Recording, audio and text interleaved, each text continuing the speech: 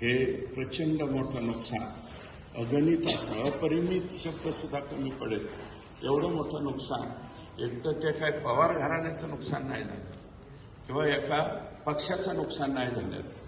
हे पक्ष वगैरे विचारधारा हे आपलं चालूच राहील, परंतु सगळ्यांना बरोबर घेऊन चालणारा, सगळ्यांची सगळ्या पद्धतीने व्यवस्था पाहणारा, काळजी करणारा एक माणूस आपल्यातला हरपलाय हे आपल्याला या ठिकाणी कबूल करावं लागेल. म्हणून या ठिकाणी मी आपल्या सर्वांच्या वतीनं आष्टी विधानसभा मतदारसंघाच्या वतीनं भावपूर्ण अशी आदरांजली अर्पण करतो.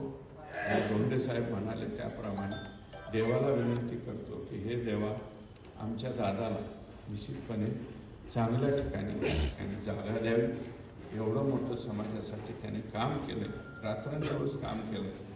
जरी पवारसाहेबांचं पुतण्या म्हणून पुढं आले, परंतु नंतर मात्र स्वतःचं ताकद निर्माण करण्याचं सुद्धा काम अजितदादांनी केलं. फक्त आणि मला असं वाटतं, तुम्हाला हे खरं वाटणार नाही, परंतु एवढा अज्ञानी म्हणजे आज्ञाधारक, अज्ञानी शब्द चुकला मला, एवढा आज्ञाधारक पुतण्या जगात दुसरा कोणीही होणार नाही. तुम्हाला ह्याचं कोडं पडेल, परंतु मला स्वतःला माहिती आहे 2 वेळा याच्यापूर्वी राज्याचं मुख्यमंत्रीपद भेटत असताना सुद्धा फक्त साहेब म्हणले नको म्हणून बाजूला सरकलेला पुतण्या हा आहे. हे नम्रपणे आपल्याला या ठिकाणी सांगतो. पुढे काय झालं त्याच्याबद्दल मी भाष्य करीत नाही, परंतु जगातला सर्वात आज्ञाधारक पुतण्या असं मी त्यांचा या ठिकाणी उल्लेख करेन, एवढंच नम्रपणे सांगतो. आणि आमच्या दादाने योग्य त्या ठिकाणी ईश्वरानं जागा द्यावी एवढीच विनम्र प्रार्थना करतो. आणि आपल्या सर्वांच्या भावना त्या आहे.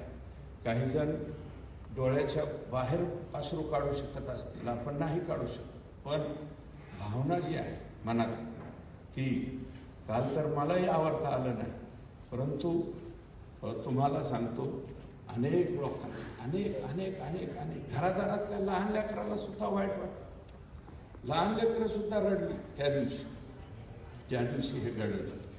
त्याचं कारण का असं काही गेल्याच्या अंतर्वेळेला दादांना योग्य त्या ठिकाणी जागा ईश्वराने द्यावी एवढीच विनम्र प्रार्थना करतो आणि आपल्या सर्वांच्या वतीने भावपूर्ण आदरांजली अर्पण करतो आणि थांबतो.